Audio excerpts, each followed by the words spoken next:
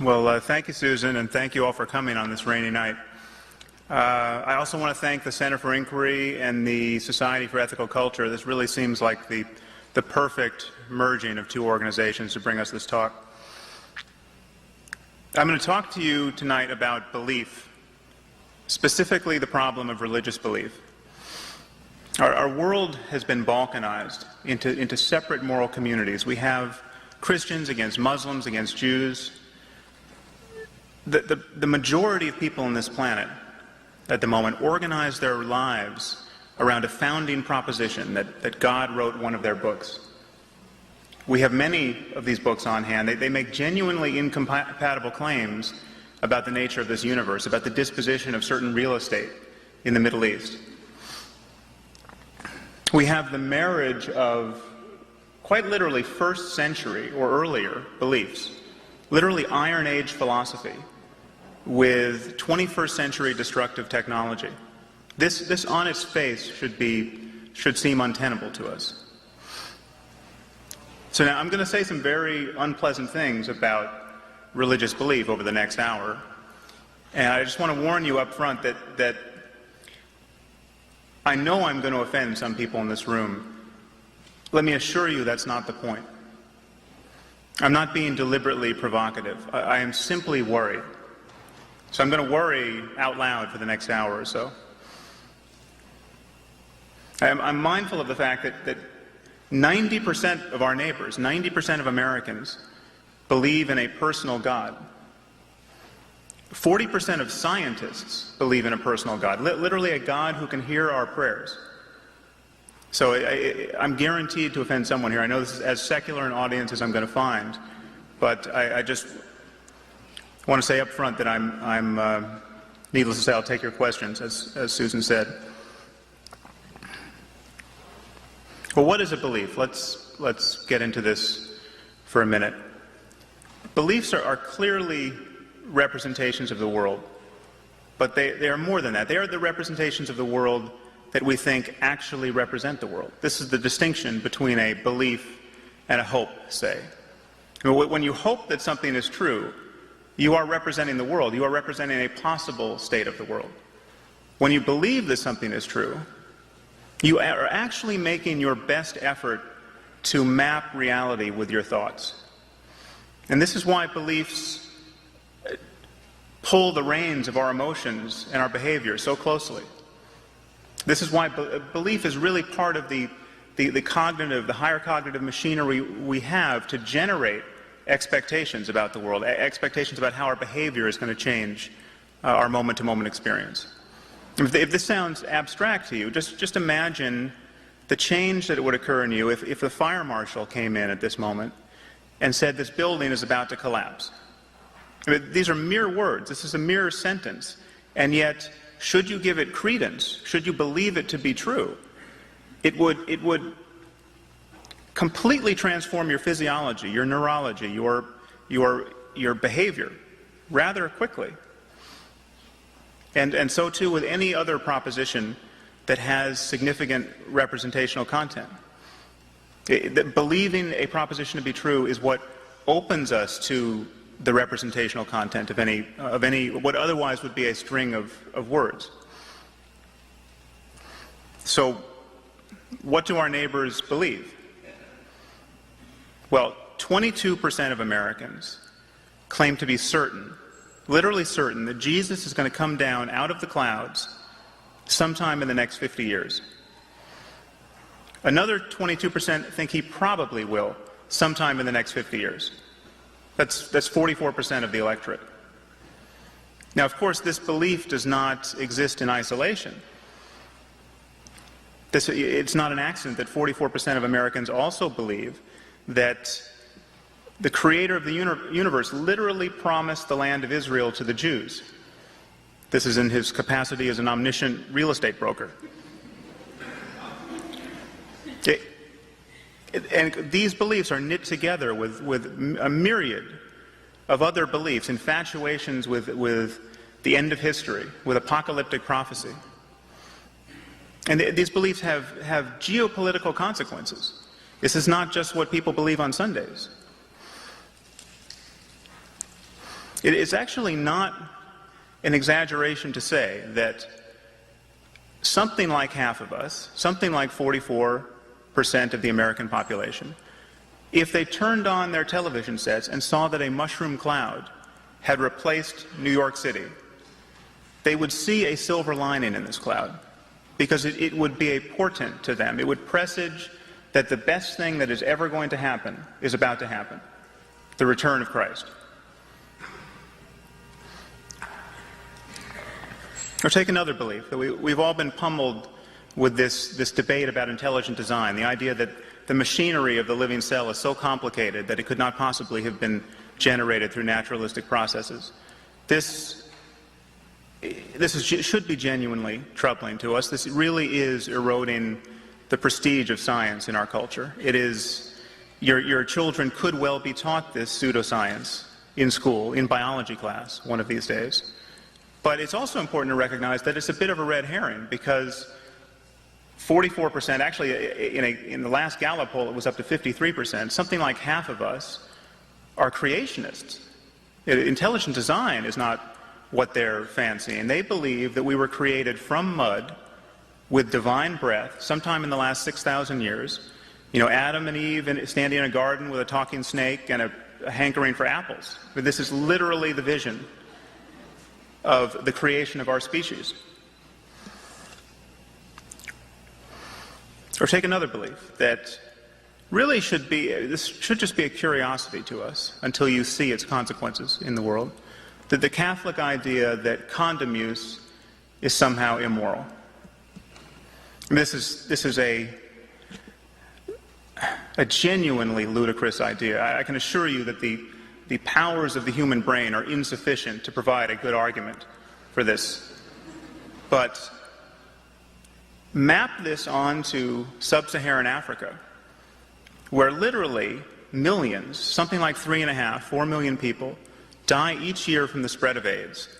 And what you have there are Catholic ministers literally preaching the sinfulness of condom use in villages where the only information about condom use is the representation of the ministry.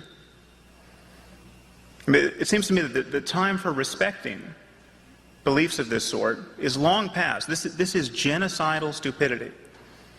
It is criminal negligence of a sort that we would not tolerate in any other institution. Yet the Vatican cannot be criticized to the degree that it should, because it's the Vatican, and there is a overarching taboo around criticizing religious faith. We've all assimilated this idea that we should respect other people's religious beliefs. Your neighbor has the right to believe whatever he wants to about God and the moral structure to this universe. He has the right to believe whatever he wants to about what happens after death, and you should respect these beliefs merely because he believes them. Where else in our discourse do we play by these rules? When was the last time anyone in this room was admonished to respect another person's beliefs about history or geography or engineering or medicine? We do not respect people's beliefs. We evaluate their reasons. If my reasons are good enough, you will helplessly believe what I believe. That is what it is to be a rational human being. Reasons are contagious. If I came on this stage and said that the Holocaust never happened, you would be under no burden whatsoever to respect my beliefs. And we don't respect the beliefs of people who think Elvis is still alive, the people who make all those crazy pilgrimages to Graceland. These people do not get invited to sit on our boards of directors. They don't become presidents of universities. I mean, that is all well and good, except when you change the subject to God, and then all bets are off. Then the sky's the limit. You can be certain with zero evidence and respected for it. It is taboo to push the conversation into criticism of your beliefs. So what I'm advocating, really, and what I advocate in my book, is a kind of conversational intolerance. We don't need new laws. We don't have laws against Holocaust deniers. All we need is a standard of intellectual honesty where people who pretend to be certain about things they're clearly not certain about receive some conversational pressure. This would all be accomplished if we treated everyone who spoke about God on the floor of the Senate as though they had just spoke about Poseidon. Just imagine, we have all these hurricanes in the Gulf, and some senator gets it into his head that we should really be praying to Poseidon. This, after all, is his jurisdiction. The ocean is reclaiming our cities. Clearly, that would be the end of that person's political career.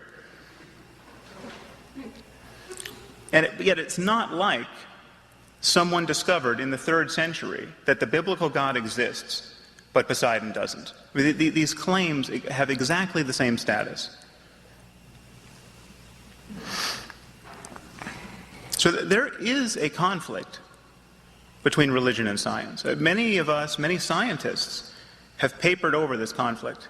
And no less a body than the National Academy of Sciences, really our most elite scientists, has announced that there is no conflict, that religion and science ask different questions and represent different ways of knowing.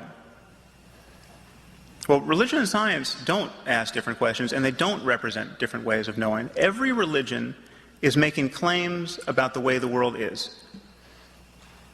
If Jesus does come down out of the clouds like a superhero, Christianity will stand revealed as a science.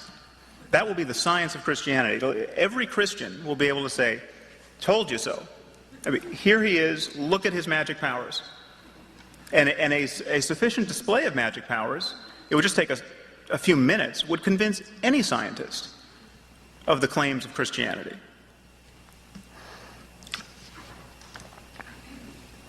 Take this idea that religion and science are mutually compatible and ask different questions, and broadcast it onto the current debate about stem cell research. From a biological point of view, stem cell research is one of the most promising areas of research in biology to generate medical therapies for scores of conditions. There are literally tens of millions of people in our own country suffering from diabetes, from spinal cord injury, Parkinson's, full body burns. And stem cell research is while who knows when and how it'll pan out, any biologist will tell you this is what we should be doing, and yet we're not funding it at the federal level. The concern from the religious point of view is that we have to destroy 3-day-old human embryos to conduct this research. And the ethical debate stops there. It is just merely asserted from the religious point of view that 3-day-old human embryos have souls. You have souls in the petri dish. You have souls in the little girl with diabetes. You can't, the interests of, who can weigh the interests of one soul against another?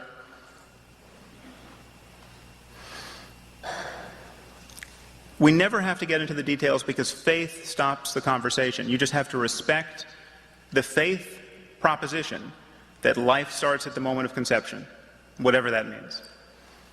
Well, let's talk about the details for a second. Perhaps it sounds scary to destroy human embryos. A 3-day-old human embryo is a collection of 150 cells.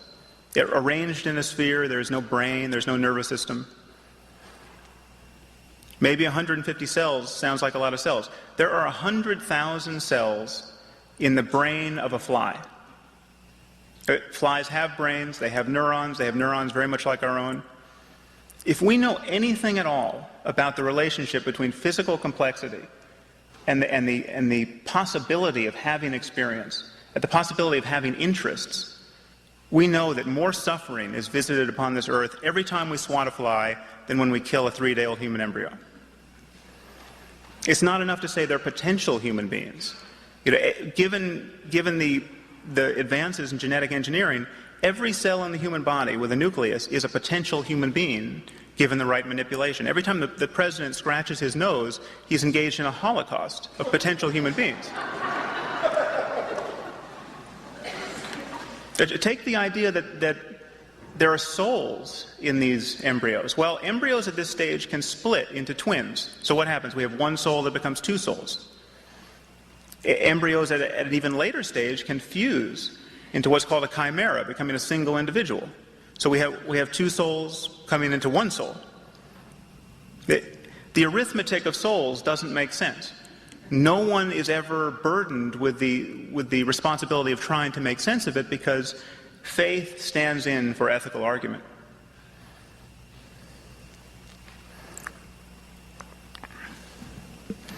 So my argument to you, really, and my argument in my book, is that either you have good reasons for what you believe or you don't. If you have good reasons, your beliefs are part of the general purview of scientific rationality. You know, we don't need to distinguish between hard science and soft science. This includes history. This includes all intellectual discourse where people honestly represent the state of the evidence and seek evidence. And religion is the only area of our lives where having no reasons, or having very tenuous reasons, is considered a boon, really. It's often considered even more ennobling to take this on faith rather than, this is the parable of doubting Thomas. So having noticed this confrontation between religion and science, and faith and reason generally, many of us have become what is now called religious moderates. The religious moderation really is the flavor of religion that is acceptable to so many people who are otherwise rigorously honest in intellectual terms.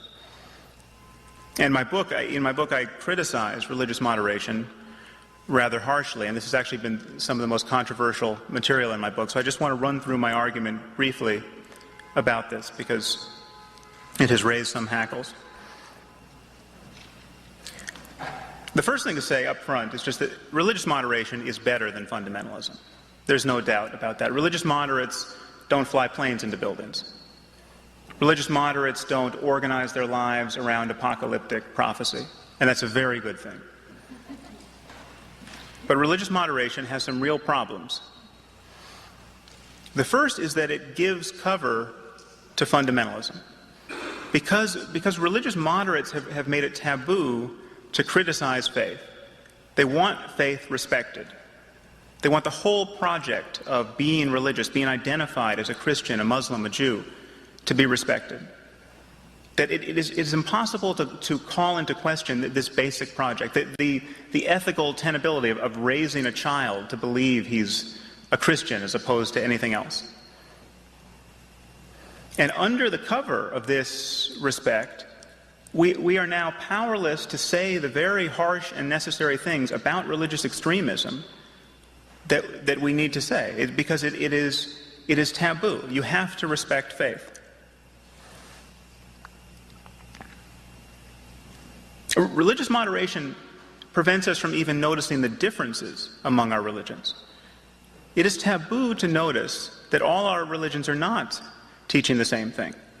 They're not all equally wise, and where they do teach the same thing, they don't teach it equally well.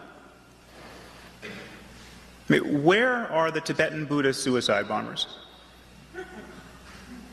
If you think for a moment that the kind of violence we see in the Muslim world is born of the Israeli occupation and our misadventures in Iraq, we should see Tibetan Buddhist suicide bombers. The Tibetans have suffered an occupation every bit as brutal and far more cynical than any that we or the British or the Israelis have imposed upon the Muslim world. Something like 1 million, 1.2 million Tibetans have died since the Chinese occupation.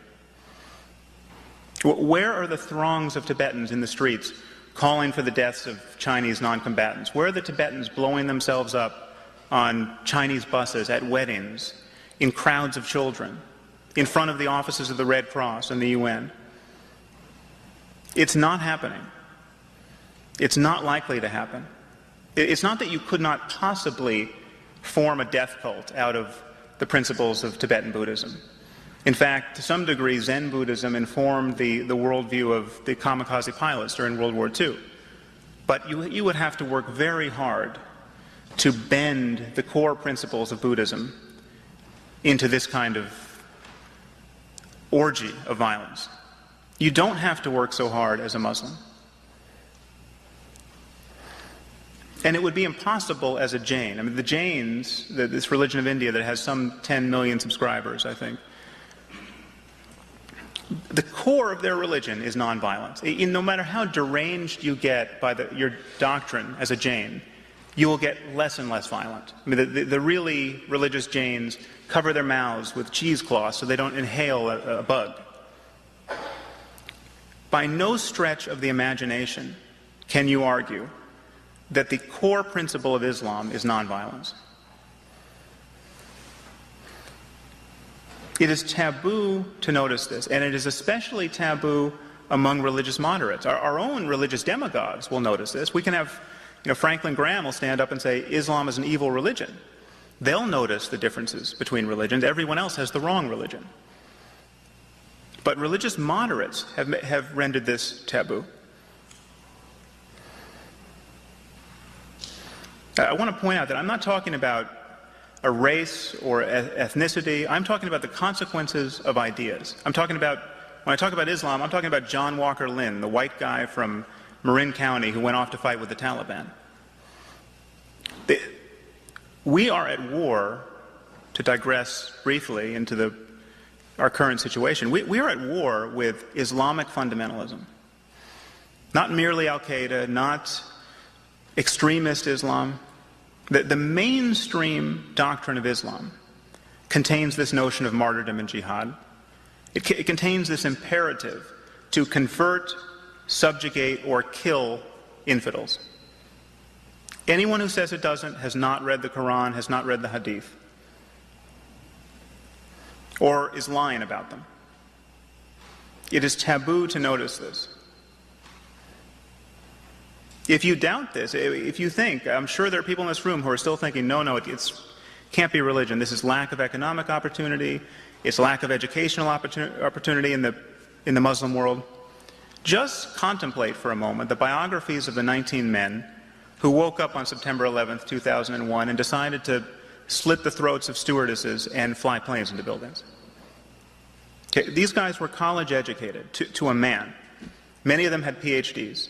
Many of them had been educated in the West. They were middle class or better. I don't know how many architects and engineers need to hit the wall at 400 miles an hour for us to get it into our heads that this is not merely a problem of education or economics. These were not guys who had spent a lot of time agitating about regime change in the Middle East. These were guys who spent an inordinate amount of time at their local mosque in Hamburg talking about the pleasures that await martyrs in paradise and demonizing infidel culture. The circumstance we are in is much more sinister than many want to realize. It is possible to be so well educated that you can build a nuclear bomb and to still think you're going to get the 72 virgins in paradise. That is how partitioned the human mind is, and that is how balkanized our discourse is. That is how immune religious propositions are to critical pressure, conversational pressure in our discourse. 40% of scientists believe in a biblical God. That does not suggest that there are good scientific reasons to believe in a biblical God. That suggests that 60% of scientists are not doing their jobs. That there really is an argument to be won here. So the problem with religious moderation, another problem, is that moderates are blinded by their own moderation. A moderate doesn't know what it's like to be certain of paradise.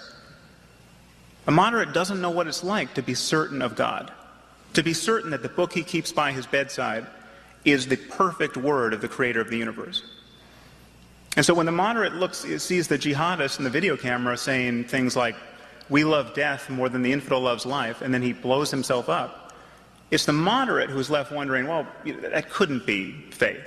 I mean, that's propaganda, I don't know what that was, but that's not religion.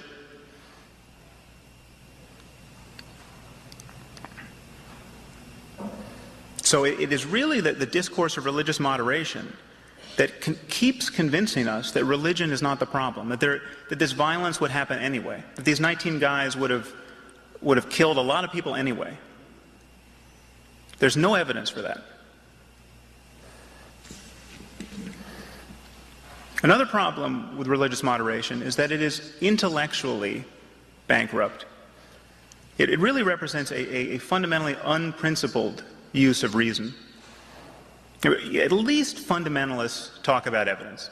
You ask a fundamentalist, why do you believe that Jesus was the Son of God and the Bible is the perfect Word of God? You'll get reasons. They're not good reasons, but you will immediately see that these people are engaged in an evidentiary pursuit. They'll say things like, the New Testament confirms all of Old Testament prophecy, or every prophecy in the Bible has come true. These are specious claims, but contrast that to what moderates say. Moderates don't talk about evidence. Moderates talk about meaning. They talk about the good effects of believing as they do. Now, just take that kind of talk into another area. Just change God to some other consoling proposition and appreciate what a non sequitur that is as to the question, why do you believe in God? This is actually an example from my book. Imagine your neighbor believes that he's got a diamond buried in his backyard that's the size of a refrigerator. Okay, and you ask him why. And he says things like, well, you don't understand. This diamond gives my life a lot of meaning. Or, my family loves the gatherings we have on the lawn digging this pit every Sunday. And are we going to take that away from us? Or imagine if he said, I wouldn't want to live in a universe where there wasn't a diamond buried in my backyard that's the size of a refrigerator. It's pretty clear, it's immediately clear, that those responses would be inadequate. Deeply inadequate. Those really are the responses of a madman or an idiot. And yet, take the same kind of thinking into the religious domain, and these responses have immense prestige. In fact, unless you endorsed some thinking of that kind, you could not possibly get elected to political office in this country.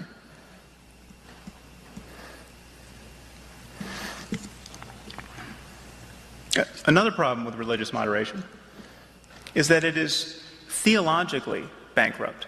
It is not like if we just read the books more closely, we would discover all these reasons to be moderates.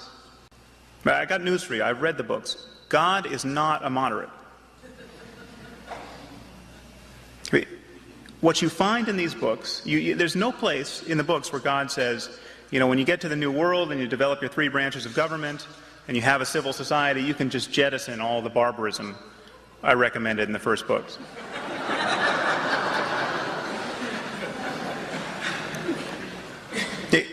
These books really are engines of fundamentalism. They are engines of intolerance. There really is a wrathful Jesus in the New Testament waiting to be found in 2 Thessalonians and in Revelation, where exactly the Jesus who we have in the Left Behind series of novels that 60 million people have bought. The Jesus of just fiery wrath who's going to throw people into the pit.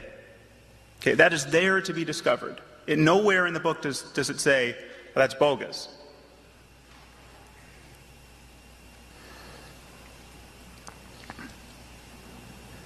It's not an accident that people like St. Thomas Aquinas or St. Augustine, really the people who are still taught as the great lights of the Western tradition.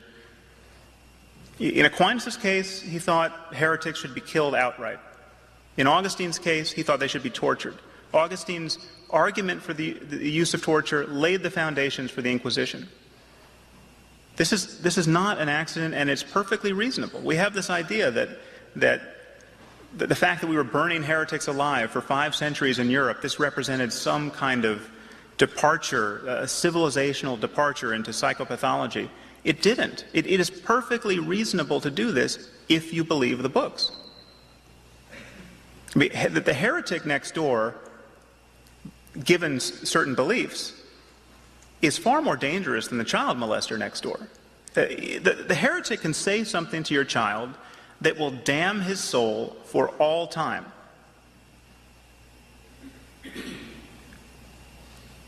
Religious moderates lose touch with the fact that it's possible to believe this. And finally, the problem with religious moderation is that because it is constitutive of merely our relaxing our hold upon these ancient superstitions and taboos, because it doesn't call the basic project of affiliating yourself with these traditions into question. It doesn't call into question the project of venerating these books to the exclusion of any other books. Because it doesn't, it prevents us from developing modern 21st century alternatives, really bringing the full measure of our creativity to bear on questions of human happiness.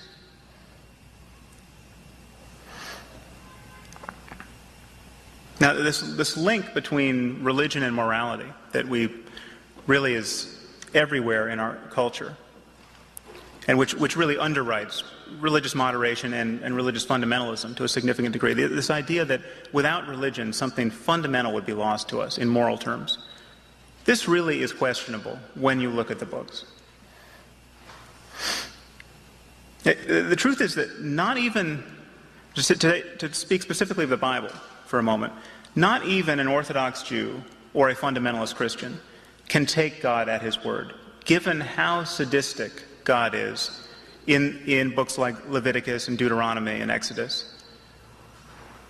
I mean, if you were going to draw your to-do list out of a book like Leviticus, you would make Mullah Omar of the Taliban look like Franklin Delano Roosevelt. I mean, it's just, it paints a vision of life so needlessly horrible, so subversive of the basic project of creating a sustainable society where human happiness is even possible, that we effectively have edited the Bible. Even fundamentalists have. But it's important to point out that nobody ever says these passages are immoral. I mean, the idea that you find that a woman is not a virgin on her wedding night and you stone her to death. You stone homosexuals to death. If your kids talk back to you, you stone them to death. If you go into a town and you see someone praying to a foreign god, you kill him, you kill his family, you kill everyone in the town. Okay, these are not metaphors. These are not analogies for some spiritual struggle within. These are explicit directives to kill people for theological crimes. No one ever says this is immoral. Christians just say we don't have to do this anymore because Jesus brought us the doctrine of grace. Well, incidentally, Jesus also said that every jot and every tittle of the law has to be fulfilled. So the inquisitors of the Middle Ages had a rationale for practicing this kind of law. And I can assure you that St. Augustine and St. Thomas Aquinas had read the Sermon on the Mount. They managed to square the ministry of Jesus with their impulses to kill people for thought crimes.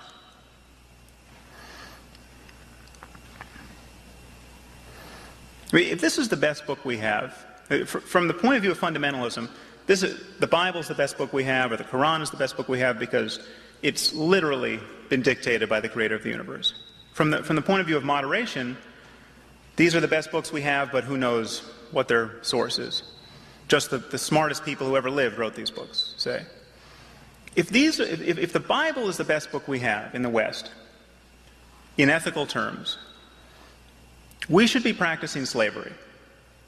The creator of the universe clearly expects us to keep slaves. He simply tells us not to beat our slaves so severely that we put out their eyes or their teeth. Jesus clearly expected us to keep slaves. He never criticizes the institution of slavery. He uses analogies with slaves. Paul in 1 Timothy admonishes slaves to serve their masters well and to serve their Christian masters especially well so that they can partake in their holiness. The abolitionists were absolutely on the wrong side of the theological debate. If this is the wisest book we have, the slaveholders of the South were right. And on so many other questions, this is true. If this is the wisest book we have, we should be beating our children with rods.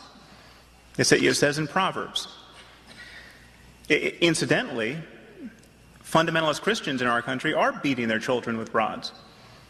Last year alone, in Alabama, 40,000 kids were paddled in their schools. It's legal to do this. This is a faith-based initiative.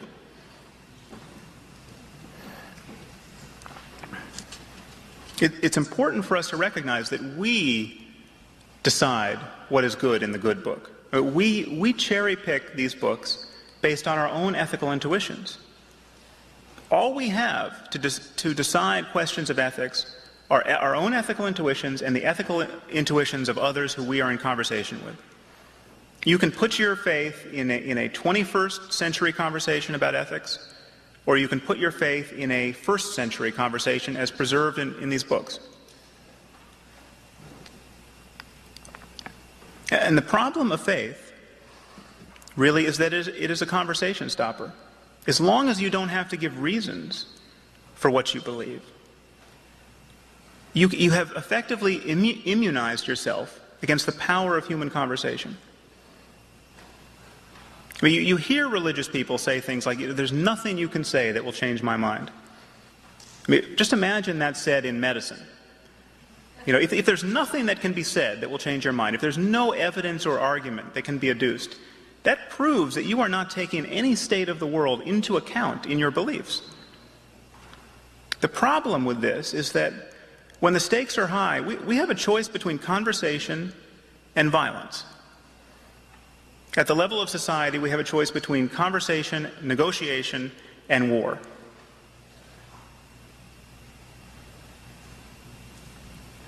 The only willingness to take on and consider new evidence and new argument guarantees that this human collaboration is open-ended. Only that willingness guarantees that. Religion is the one area of discourse where we have made a fetish of a very different frame of mind.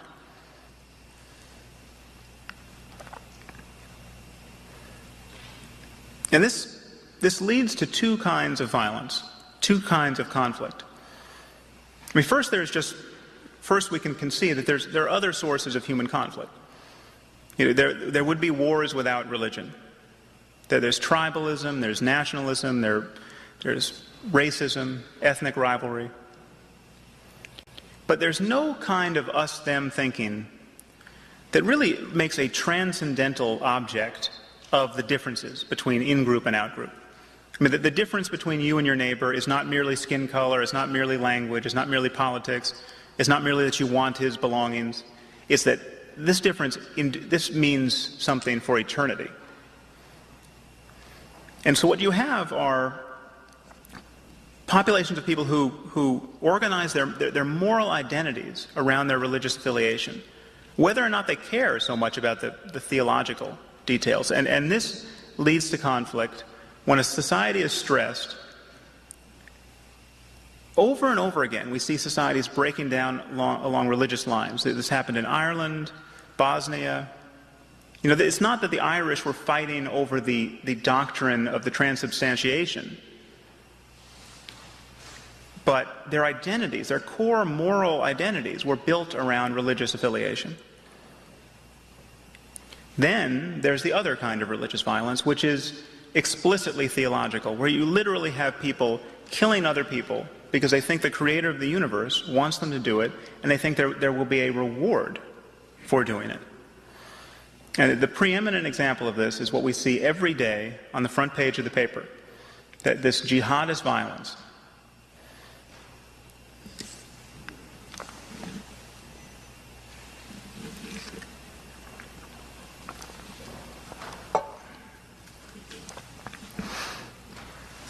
So my argument to you really, and my argument in my book, is that unless we call into question the dogma of faith, unless we call into question the idea that beliefs can be sanctified by something other than evidence and argument, we will never successfully undercut the basis for religious violence.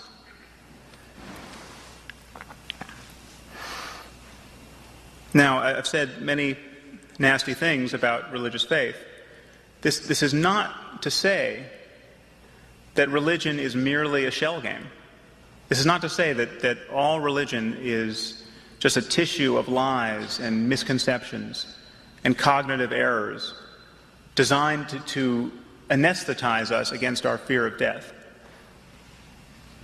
It is that to some significant degree, but it is more than that.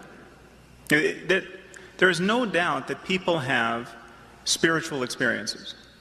I use this word spiritual and mystical in my book, and I use them in scare quotes because, frankly, there are many embarrassing associations with these terms. But there is no doubt that people have extraordinary transformative experiences and can have them deliberately. Every culture has produced people who have gone off into caves for 40 days or 40 years and discovered that a deliberate use of attention, of introspection, through meditation, through prayer, this can really transform the human mind. And the testimony we have on this subject comes to us through our religious traditions. And unfortunately, therefore, it is mingled with all manner of superstition and dogma. And it's not mingled to the same degree in every tradition. And this is also taboo, to notice that our contemplative traditions, our spiritual traditions, are not equally insightful. East and West, for instance. It's a bit of a cultural mystery as to why this is so, but the Eastern tradition has been, the Indian tradition generally, and Buddhism especially, has been so much more sophisticated, so much more empirical in their study of first-person experience, or just in their study of what it is possible for a human being to realize if he or she just pays close attention to the flow of experience. There are analogs in the Western tradition. There have been great Christian and Jewish and Muslim contemplatives. Yes, I mean, in the context of every ideology, there are people making the best of it. But the difference, East and West, in contemplative terms, really is like the difference between Western medicine and Eastern medicine. If you have an appendicitis, you better hope that you're near a Western hospital with a Western-trained surgeon. You don't want to see your acupuncturist. I mean, maybe there are some things that Eastern medicine is better for, but generally speaking, Western medicine is the only medicine we have. And incidentally, if you do get an appendicitis, you might consider this idea that you've been intelligently designed. If ever there were a reductio ad absurdum of intelligent design, it's the appendix.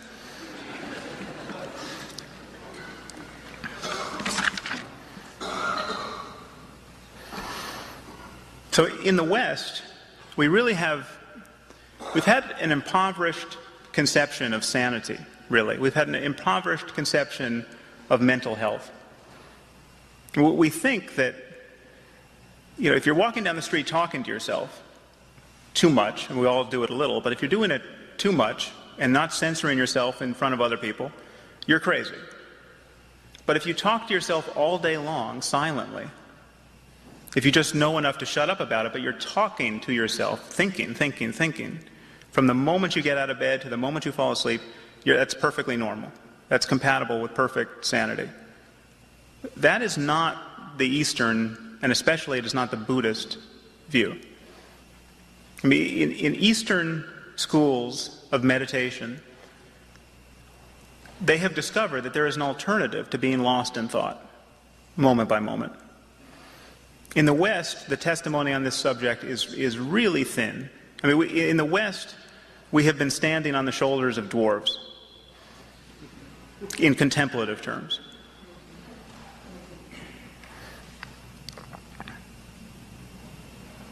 So I just want to briefly sketch for you what I think our contemplative traditions attest to. And this is something that is actually getting a lot of scientific interest at this point. As you probably know, there are meetings between the Dalai Lama and Western neuroscientists. I just came from one in D.C., and this was devoted specifically to the clinical applications of meditation. But there is dialogue between Western scientists generally and contemplatives about how first-person data, first-person experience can be brought into the charmed circle of third-person experiment, and how we can use this to understand the possibilities of human well-being a little bit better.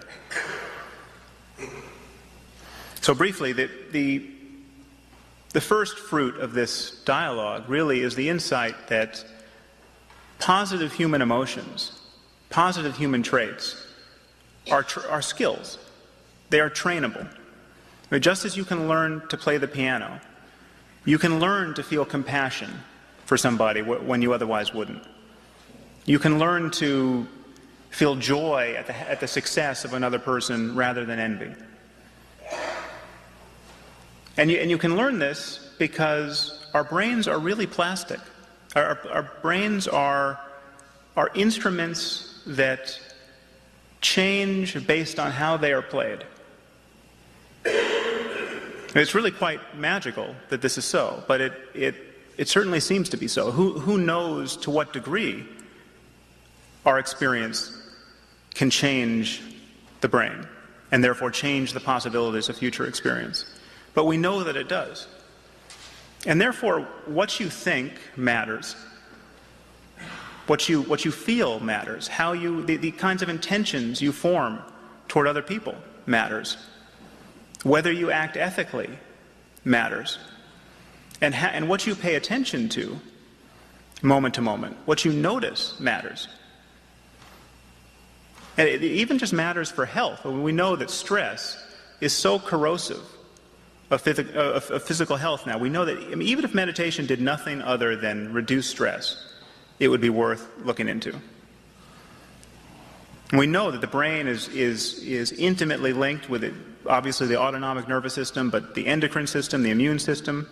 These systems are affected by your conscious emotional life and in turn affect the brain, its physical structure.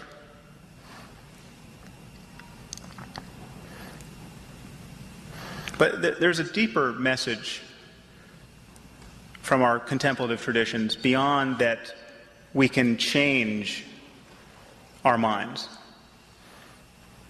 The message is that there's something beyond the search for pleasure and pain. There's something beyond joy and sorrow and just the vicissitudes of human experience. And what is beyond is not some distant paradise. It is simply consciousness itself. There is this insight that consciousness, that very thing that is aware of your experience in this moment, the very thing that is hearing the sound of my voice, that is feeling the sensation of your body sitting there, that transcends its content in some basic sense. That which is aware of joy, for instance, and that which is aware of sorrow, is not actually improved by joy or diminished by sorrow. And what meditation is a way of just turning consciousness upon itself to try to glimpse this fact and to glimpse the way it feels. Because it doesn't feel like a self. It doesn't feel like I. We all walk around feeling like we are the thinker of our thoughts and the experiencer of our experience. We feel like we are having experience. We're not merely identical to our experience. And this point of view is really vulnerable to inquiry. I mean, if this seems just impossibly abstract, by analogy, I just want to point out to you, maybe I can tie it down to something that we all know is so. We all know we have an optic blind spot. We all know that the optic nerve passes through the retina, and so there's a point in our visual fields where we're not getting any information. We've all probably had this demonstration done in class where you do a mark on a piece of paper and you play with it and you get the mark to disappear. Now, so it is true of you now. There's, as you look out across the room, there's somebody very likely missing a head, and you're not noticing it. It's falling in your blind spot. It is possible to be made to notice this. Most people don't notice it. Even those of us who know about it go for decades without noticing it. And yet it is there available to be noticed. There is an analogous insight into the nature of consciousness that is just as on the surface as that. It tends to be harder to notice. I mean, it requires most people some training in meditation to notice it. But it is possible to notice that consciousness, that in you which is aware of your experience, does not feel like I. And there's a wealth of testimony on how this can change a person's experience of the world for the better. I mean, there's a kind of mystical well-being that is compatible with going into a cave for a year. I mean, going into a cave, for most of us, going into a cave for a year is synonymous with everything we don't want to happen to us. It separates us from everything we want out of life. It's rather interesting to point out that solitary confinement is considered a punishment even in a prison. And yet you have contemplatives who are willing and made really quite happy by running this experiment on themselves, going into a cave for vast amounts of time and practicing meditation. My argument to you is we have to bring this end of the human this end of the spectrum of human experience into the data of our worldview. We have to understand the possibilities of the plasticity of human experience. And our conception of human well-being has to include this.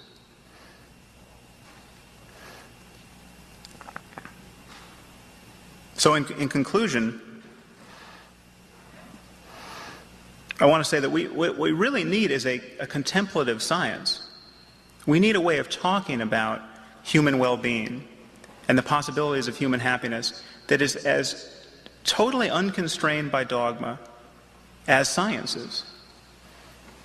We need to find a way of talking about the reality of death. I mean, the fact that we are all going to die is an astonishing situation. If you can just hold on long enough, you are going to witness the death of everyone you love. And this is everyone's experience.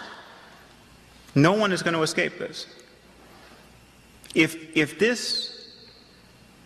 is possible to be happy in this condition, if it is possible to be deeply happy in this condition, we need to understand this in terms that don't rely on divisive superstitions.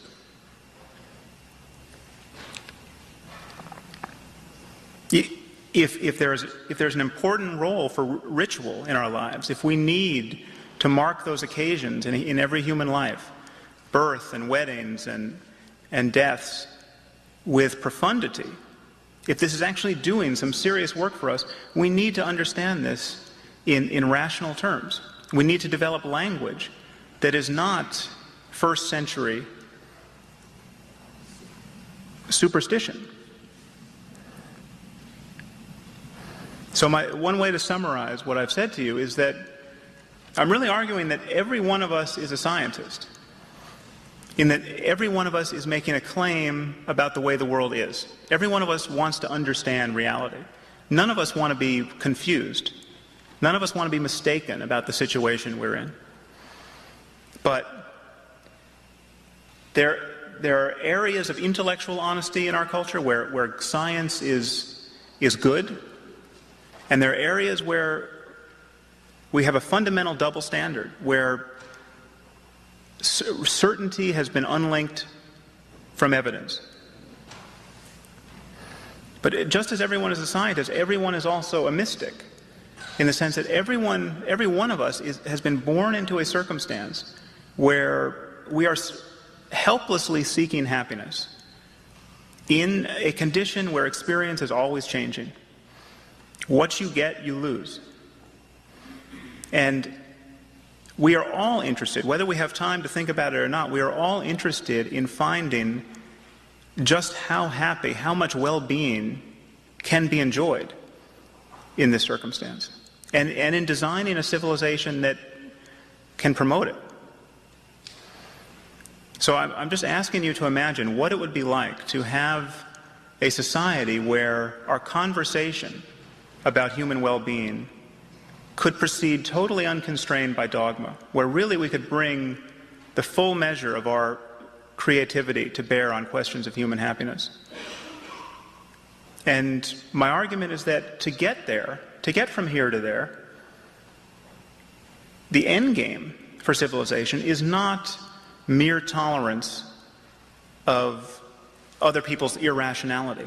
It is not political correctness. It is reason. Thank you very much.